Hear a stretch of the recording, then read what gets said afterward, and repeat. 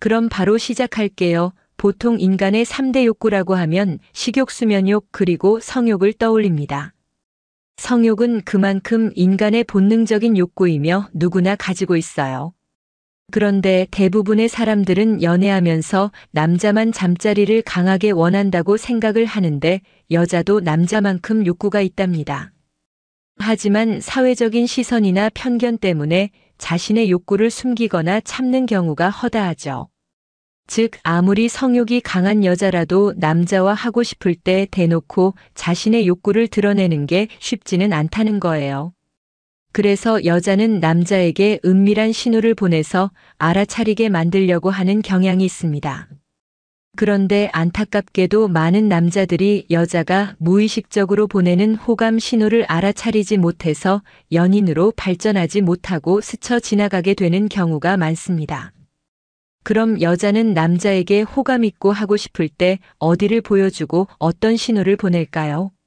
오늘은 여자가 마음에 드는 남자에게 어디를 보여주며 자고 싶다는 신호를 보내는지 구체적으로 알려드릴 테니까. 영상 집중해서 끝까지 봐주세요. 여자가 관계하고 싶을 때 보여주는 곳 4가지. 첫 번째, 쇄골이나 가슴골을 보여준다. 대부분의 남자들은 나이가 들어가면서 남성 호르몬인 테스토스테론의 감소로 인해 성욕이 점점 줄어듭니다. 하지만 여자들의 경우 가장 젊고 아름다운 시기인 20대보다 오히려 중년이 되면 성욕이 증가한다는 사실을 알고 계신가요? 그 이유에 대해 심리학자 데이비스 부스 교수는 이렇게 설명합니다. 여성의 경우 다른 남자와 자고 싶다는 욕구가 생겨도 혹시 임신하지 않을까 하는 걱정 때문에 실행에 옮기기 어렵습니다. 아기가 생겼을 때 감당해야 할 위험이나 부담을 잘 알고 있기 때문이죠. 하지만 폐경 시기에 다다르고 임신 가능성이 낮은 40대가 되면 그런 우려가 줄어듭니다. 또한 결혼한 30대 여성은 대부분 임신이나 육아에 정신이 없지만 4050대가 되면 아이들도 웬만큼 성장해서 엄마의 관리가 덜 필요하고요. 쉽게 말해 여자 나이 40대는 생물학적으로 심적으로도 바람 피울 여유가 생기는 거예요. 그래서 여자들은 40대에서 50대 중년에 바람을 피우는 경우가 가장 많다고 합니다.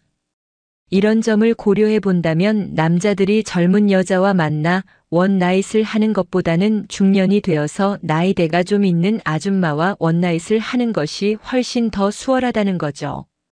아무리 성욕이 높아진 중년 여성이라 할지라도 대놓고 직접적으로 오늘 하고 싶다고 자신의 욕구를 드러내는 건 쉽지 않습니다.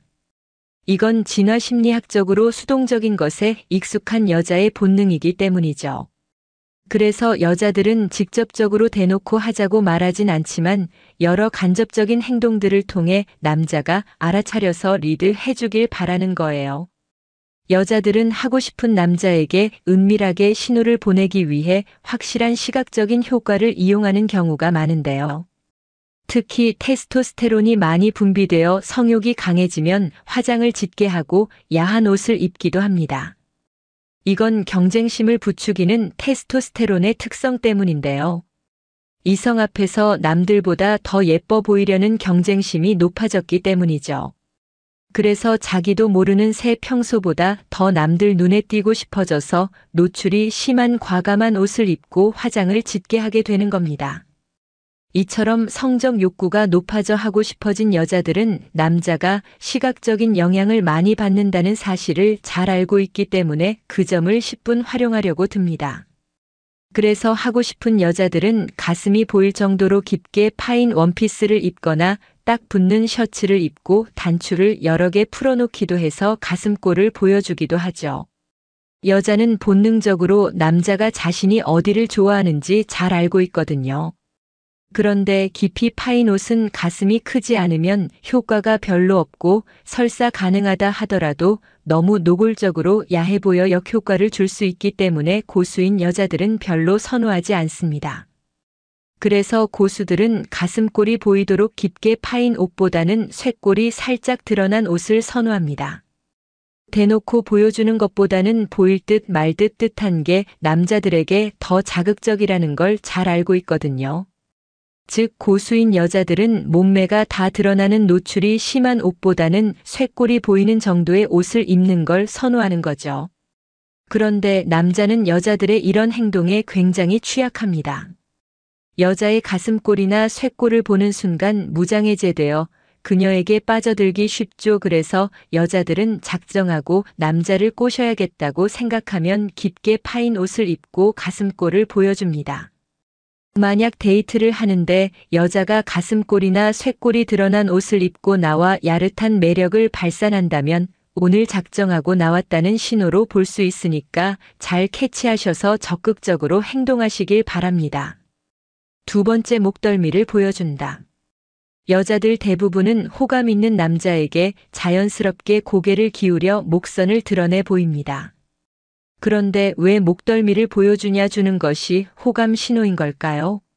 미국의 의사소통 전문가 토냐 라이먼에 따르면 여자는 좋아하는 남자에게 무의식적으로 자기의 목 옆부분을 드러내는 습성이 있다고 해요. 목은 경동맥, 경정맥이 있는 급소에 해당되는데요. 이처럼 급소에 해당되는 부분을 보여주며 상대의 접근을 두려워하지 않는다는 신호를 보내는 거예요. 즉 여자들이 머리카락을 귀 뒤로 넘기면서 목선을 보여주거나 하는 행위가 모두 자신의 매력을 어필하기 위한 행동이라는 거예요. 심리적으로 무장해제된 감정이 무의식적인 행동으로 나타나는 거라고 볼 수 있어요. 여자의 신체 언어는 속마음을 더 이상 숨길 수 없게 만듭니다. 나를 좋아하는 여자는 내 앞에서 다른 사람들과 있을 때와는 다르게 행동합니다.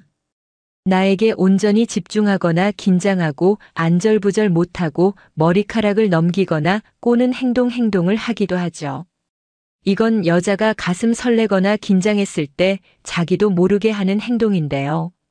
자신의 몸이나 머리를 만지는 건 상대를 만지고 싶지만 그럴 수 없을 때도 나타난 행동이랍니다. 또한 나와 얘기하는 동안 머리카락을 만지작거리거나 내가 나타날 때마다 안절부절 못하고 긴장하며 나를 보면서 자신의 입술을 했거나 내 앞에 있을 때 얼굴이 발그레지기도 합니다. 이런 행동들은 더 이상 속마음을 숨길 수 없어서 자기도 모르게 하는 호감 신호들이에요. 단 여기서 오해하시면 안 되는 경우가 있는데요. 여자들 대부분은 남자보다 머리가 긴 편인데 머리가 긴 경우 음식을 먹을 때는 습관적으로 머리카락을 뒤로 넘기는 경우도 있습니다. 그래서 음식을 먹을 때만 머리를 귀 뒤로 넘기고 다시 원래대로 돌려놓는다면 이거는 여자의 습관 때문에 머리를 뒤를 넘기면서 목선을 드러내 보이는 것이니 내게 호감이 있다고 착각하시면 안 됩니다. 세 번째, 몰래 쳐다본다. 여자들은 아무리 마음에 드는 남자가 있다 하더라도 자신이 먼저 초반부터 적극적으로 들이대진 않습니다. 좋아하면서도 아닌 척 행동하는 거죠. 보통 은연중에 표현하거나 무의식적으로 나온 행동들이 대부분입니다. 우리는 이걸 내숭이라고 표현하죠. 그런데 남자들이 이런 시그널을 파악하지 못한다면 연인으로 발전할 수 있는 기회를 놓칠 수 있어요. 이러한 여자들의 호감 표현 중에서 가장 흔한 행동은 남자를 유심히 쳐다보는 거예요. 이렇게 쳐다보는 것은 눈 마주치기, 즉 남자와 아이 컨택을 하기 위해서 하는 것만은 아닙니다. 아주 적극적인 여자들을 제외한 대부분의 여자들은 소심한 편이기 때문에 남자의 시선이 느껴지면 대부분 시선을 피합니다. 남자들이 예쁜 여자를 보면 자신도 모르게 시선을 두는 것처럼 여자들도 마음에 드는 남자를 보면 시선을 멈추지 못하는 거예요. 그렇게 남자를 몰래 쳐다보다가 막상 그가 자신을 쳐다보면 움찔 놀라 다른 곳으로 시선을 피하게 됩니다. 이처럼 몰래 쳐다보다가 남자와 시선이 마주쳐서 놀라는 경우가 있어요. 이런 경우 절대 해서는 안 되는 남자 행동이 있는데요. 그건 바로 왜 나를 쳐다봤어요? 라는 식으로 이유를 묻는 거랍니다. 이건 여자를 무안하고 창피하게 만드는 행동이니까요. 많은 남자들은 여자의 입장을 고려하지 않고 직접적으로 확인하려는 경향이 있는데요. 하지만 연애 고수는 묻지 않고도 여자의 마음을 읽어내는 능력이 있습니다. 사실 능력이라고 말하기보다는 눈치가 빠르다라는 표현이 적절할지 몰라요. 지금 당신을 몰래 쳐다보는 여자에게 조금이라도 호감이 있다면 절대 이런 행동을 하시면 안 됩니다. 이런 행동으로 인해 여자는 자존심에 상처를 입게 되고 그 남자에 대한 호감이 급격히 사라지게 될 거예요. 만약 그녀와 눈이 마주쳤다면 입꼬리만 살짝 울리는 미소를 보내는 것이 좋습니다. 네 번째, 목소리 톤이 애교스럽게 바뀌고 자주 웃어준다. 여자는 좋아하는 남자 앞에서 표정과 말투, 목소리 톤이 완전히 바뀌게 됩니다. 콧소리가 섞이면서 애교스러운 목소리를 내기도 하고 평소보다 높은 톤으로 말을 하게 되는 거죠. 그 이유는 그 남자에게 여성성을 어필하기 위해서예요. 진화심리학적 관점으로 볼 때 남자는 여성성이 강한 여자에게 끌리게 되는데 여자들은 본능적으로 그걸 알고 있거든요. 그리고 남자의 관심을 끄는 가장 효과적인 방법은 다름 아닌 웃어주기랍니다. 자신감 있고 매력적인 활짝 웃는 미소만큼 섹시한 것이 없어요. 웃는 것이야말로 인간의 가장 기본적인 표정이자 긍정적인 감정을 이끌어내는 수단입니다. 웃는 표정이 그 사람에 대한 매력도를 높인다는 연구들도 이미 발표된 바 있어요. 여자가 평소보다 과하게 애교를 부리거나 자주 웃거나 쳐다본다면 남자에게 섹스 어필하고 있는 거랍니다. 그런데 평소에도 애교가 많아 여성성이 강한 여자도 있기 때문에 여자의 말투와 표정만으로는 속마음을 알아차리기가 쉽지는 않습니다. 그렇기 때문에 이런 판단을 하기 위해서는 평소와 다른 말투와 표정을 짓는지 파악하는 것이 중요한데요. 여자가 평소에 주변 사람에게 어떻게 행동하는지 보시면 쉽게 파악할 수 있을 거예요. 만약 만난 지 얼마 안 돼서 주변 사람을 대하는 태도를 알 수 없다면 함께 식당이나 카페에서 확인이 가능한데요. 식당 종업원이나 또는 다른 사람에게 보이는 말투나 행동을 체크해 보시면 됩니다. 만약 여러분에게 과한 애교를 부리거나 웃음이 많고 가끔 빤히 쳐다보는 등 평소와 다르다면 빨리 알아차려서 야릇한 분위기를 형성하는 것이 좋을 거예요. 말투와 표정은 가능성만 보여줬을 뿐 아직은 확신을 갖기 어려울 수 있기 때문에 다른 신호들과 복합적으로 고려해서 판단하시면 좋을 겁니다. 지금까지 여자가 관계하고 싶을 때 보여주는 곳 4가지에 대해서 말씀드렸어요. 다시 한번 요약해드리면 여자가 관계하고 싶을 때 보여주는 건 4가지. 첫 번째, 쇄골이나 가슴골을 보여준다. 두 번째, 목덜미를 보여준다.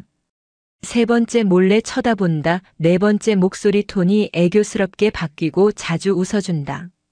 다음엔 더 재미있고 유익한 영상으로 찾아뵐게요. 끝까지 시청해주셔서 감사합니다. 다음에 또 봬요. 성관계 후 꼭 지켜야 할 위생 수칙이 있을까? 위생과 관련해서는 피곤하더라도 거르지 않는 게 좋다. 하지만 어떤 측면에서는 과도한 위생 관리가 오히려 독이 될 수 있다.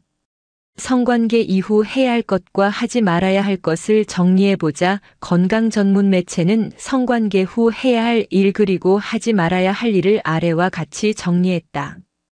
해야 할 것 7가지. 간단히 씻어내기. 관계 후 곧바로 침대에서 일어나 온몸을 깨끗이 씻을 필요는 없다. 부드럽게 몸을 닦아내는 것만으로도 요로 감염과 같은 질병을 예방할 수 있다. 생식기 주변을 따뜻한 물로 씻어내는 것만으로도 충분하다. 피부가 민감한 경우 순한 비누라고 하더라도 자극적일 수 있다.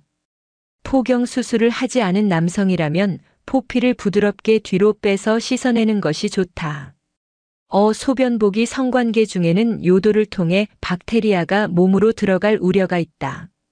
감염 가능성을 낮추려면 성관계 후 소변을 봄으로써 몸 밖으로 세균들을 배출하는 것이 좋다.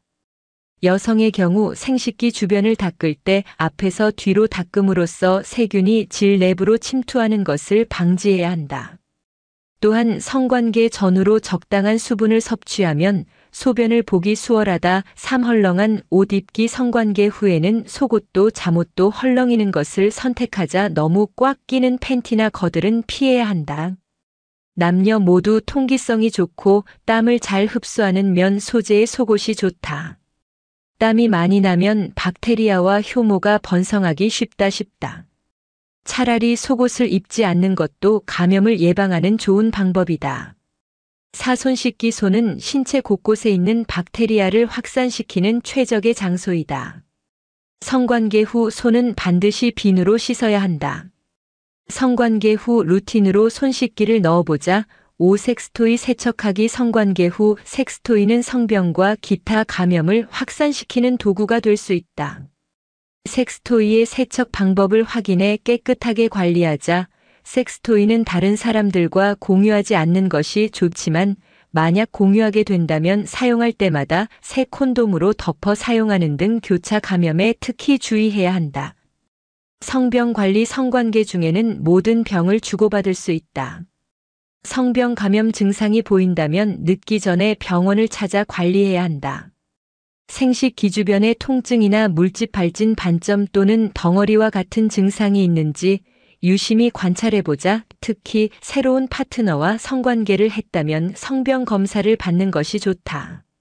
성병은 대부분 초기에 증상이 없기 때문에 성병 감염 여부를 확인하는 유일한 방법은 검사를 받는 것뿐이다. 7. 임신 중 성관계 각별히 유의. 임신 기간 중 성관계는 요로 감염과 같은 감염의 위험이 증가한다.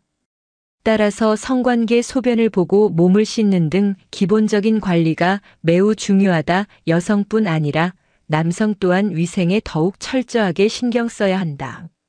하지 말아야 할 것. 질세척. 약국에서는 질을 깨끗하게 세척하거나 유지시켜준다고 광고하는 상품들이 많다. 일부 여성들은 이러한 제품으로 성관 통계 후 질 내부를 깨끗이 씻어내기도 한다. 하지만 전문가들은 질 세척이 오히려 감염 위험을 높일 수 있다고 경고한다. 질을 보호하는 박테리아를 과도하게 씻어내 자연적인 방어막을 깨뜨릴 수 있기 때문 성관계 후에 질을 관리하는 가장 좋은 방법은 그대로 두는 것이다. 질에서 냄새가 난다고 해서 감염 징후가 아닐 수 있다. 미미한 냄새는 정상이다.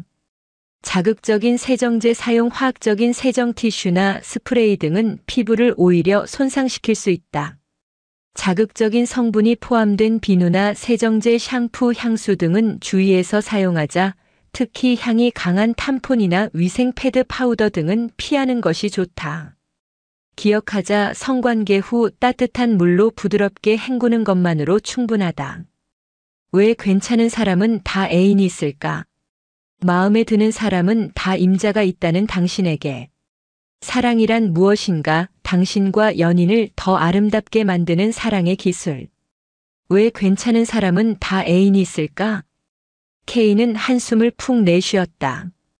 20대 초반 연인의 이별 선언으로 인해 불타는 연애의 종지부를 찍은 후 그는 30이 넘을 때까지 외로운 솔로 생활을 지속해왔다.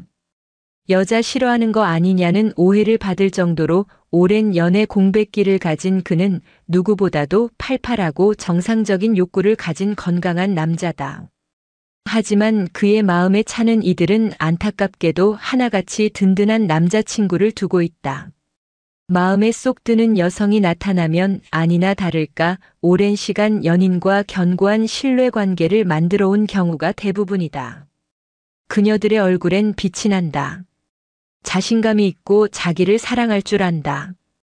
윤기가 흐르며 반짝이는 피부, 경계심 없이 피어나는 꽃 같은 웃음, 타인에 대한 따스한 배려, 안정감 있는 태도. 먼저 사귀자고 하는 사람들이나 사귈 수 있는 사람들은 어딘가 결함이 있어. 정신적으로 불안하고 외로움도 많이 타지. 그 전해져 오는 불안함이 싫은 거야. 밝고 안정감 있는 사람이 좋거든. 하지만 그렇게 말하는 그 역시 불안한 영혼이었다. 한때 연인을 곁에 두고 행복하고 안정감 있는 미소를 짓던 그는 이제 불안 속에 흔들리는 가짜 웃음을 짓고 있었다. 간간히 웃음 사이로 보이는 고단한 한탄 속에서 외로움과 허전함이 스멀스멀 고개를 내밀었다. 너 외롭구나. 그는 딜레마에 빠져 있었다. 괜찮은 사람은 다 애인이 있고 내가 사귈 수 있는 사람은 괜찮지 않다는. 남자친구 있는 사람은 절대 건드리거나 유혹하지 않는다는 원칙. 그리고 안정되고 평온한 사람을 만나고 싶다는 바람이 부딪히며 원치 않는 솔로 생활은 끝날 기미가 보이지 않았다. 이 상황을 어찌하면 좋을까? 그가 진지하게 물었다. 누군가와 연결되며 사랑받고 싶은 것은 우리의 본능, 고독이 고통스럽지만 벗어날 수 없는 상황에서 누구를 어떻게 사랑하면 좋을까? 사랑받는 이의 아우라. 우리들은 직감적으로 괜찮은 사람은 애인이 있다는 것을 안다. 여기서 괜찮다는 것은 외적 조건이 아닌 심리적인 면을 말한다. 괜찮은 사람들은 인기가 더 많고 애인을 사귀기도 쉽다. 연인의 꾸준한 사랑뿐 아니라 주변인들의 구애로 인해 넘치는 사랑을 받는 이들은 자신이 주인공이 된다는 것에 행복을 느낀다. 사랑받으면 예뻐진다는 것은 불변의 사실이다. 사랑하는 사람이 정성스레 만져줌으로써 호르몬의 작용으로 인해 물리적으로도 예뻐지지만 무엇보다 심리적인 면에서 달라진다. 사랑받고 싶다는 우리의 갈망, 그 본능적인 욕구가 채워짐으로써 우리들은 불안이 해소되며 자신감이 생기고 자신을 더 존중하게 된다. 세상을 더 신뢰하며 아름답게 바라보고 심리적인 안정감을 갖게 된다. 그 사랑이 꾸준하면 꾸준할수록 시련 앞에서도 단단할수록 내적인 안정감은 강해진다. 이들은 지나치게 예민하지 않고 사소한 일로 타인을 미워하거나 분노하지 않으며 주변 사람들을 편하게 해준다. 진정한 사랑이 주는 힘은 그것이다. 사람은 변하게 하는 것. 사람을 아름답게 만드는 것. 그래서 괜찮은 사람이 애인이 있기도 하지만 연인으로부터 사랑받기에 괜찮은 사람이 되기도 한다. 사랑받는 이가 느끼는 행복감은 주변 사람들에게 전염된다. 그 사람 곁에만 있어도 안정되고 편안해진다. 따라서 괜찮은 사람은 부모에게 안정된 사랑을 받으며 성장한 사람, 괜찮은 연인에게 오랫동안 꾸준한 사랑을 받는 사람일 가능성이 높다. 사랑받는 이가 뿜어내는 아우라는 그것이다. 사랑받는 이는 아름답다. 그래서 충분한 사랑 속에 살아가는 연인들은 서로를 더 괜찮은 사람으로, 더 아름다운 사람으로 만들어준다. 반면 연인이 있어도 불안하고 어딘지 초라해 보이며 어둡고 음울한 기운을 뿜어낸다면 충분히 사랑받고 있지 못할 가능성이 높다. 결핍만 가중되는 파괴적인 관계 속에서 부품 빠진 자전거를 굴리며 삐거덕거리고 있는 것이다. 자신과 심리적으로 맞지 않는 연인과 관계를 지속할 때 헤어지겠다는 결단을 못하고 영혼은 더욱 방황할 수 있다. 내가 먼저 상대를 사랑해 줌으로써 그녀를 아름답게 만들어줄 수 없고 그녀 또한 나를 충분히 사랑해 주지 못한다면 그 관계는 파국으로 치달을 수 있다. 서로를 사랑하기보다 자기만 향해 있는 나르시시즘을 벗어나지 못했기 때문이다. 어른의 사랑은 내가 당신에게 무엇을 줄 수 있을까를 고민하는 것이다. 당신이 내게 더 잘해주지 못한다고 더 주지 않는다며 요구하는 것은 아직 자기 중심성에서 벗어나지 못한 유아기의 사랑과 같다. 유아는 일방적으로 사랑을 베풀며 키워줄 수 있는 양육자를 만나야 만족하고 불안을 떨친다. 반면 연인 사이에 서로 내가 무엇을 줄 수 있을까 고민한다면 그들은 성숙한 어른의 사랑을 하고 있는 것이다. 괜찮은 사람은 다 애인이 있어 고민이라는 K에게 말했다. 안 괜찮은 사람을 괜찮은 사람으로 만들어줄 수 있겠어? 아름답게? 사랑받는 이의 아우라가 뿜어나올 수 있게? 글쎄, 내가 좋은 사람한테 사랑받아서 그런 사람이 된다면 좋겠는데. 내가 먼저 사랑을 주는 사람이 될 수도 있지 않을까? 내가 먼저. 끌리는 사람이 있다며. 만약 상처만 남기는 관계가 된다면 어떻게 하지? 그래도 부딪혀보는 거지. 상처 없는 삶이, 이별과 아픔을 감수하지 않는 사랑이 어디에 있겠어. 그는 커튼을 치고 창문을 열어 삶에 부딪혀보겠다고 했다. 따사로운 봄볕이 어깨 위에 내려올 수도 차갑고 설레는 첫눈이 내릴 수도 두터운 소나기가 눈물이 되어 온몸을 적실 수도 있겠지만 삶이 비록 여린 살갗에 생채기를 남길지라도 여린 살같이 거칠고 두꺼운 살같이 되어 굳은 살이 될 때까지 견디어 보겠다고. 삶에 직면할 때 생겨나는 아픔들이 결국은 내 빛과 같은 삶의 그림자라는 것을 깨달을 때 우리는 수용하게 되는 것 같다. 고독도 외로움도 상처도 슬픔도 살아가면서 만나는 내 인생의 동반자라는 사실을. 그래, 좀 아프고 쓰라리면 어떠한가. 그것이 삶인 것을.